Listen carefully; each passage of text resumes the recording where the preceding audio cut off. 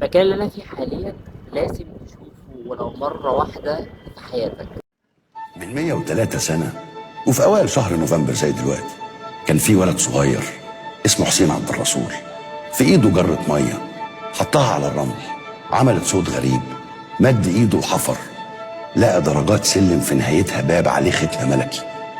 الولد الصغير ما كانش يتخيل إنه كان واقف قصاد أعظم اكتشاف أثري في الدنيا، مقبرة الملك توت عنخ آمون. جري ونادى على هوارد كارتر، مستكشف إنجليزي بدأ البحث عن مقبرة الملك من سنين طويلة وكان قرب ييأس. كارتر اتفاجئ من كلام الولد، شال الأختام ودخل. المقبرة كانت كاملة زي ما قفلوها جدودنا من 3000 سنة، كان فيها ذهب ملوش مثيل. ولما فتح تابوت الملك ظهر القناع الذهبي، شيء مبهر، ومعاه 5952 قطعة بتتعرض كلها هنا ولأول مرة في المتحف المصري الكبير.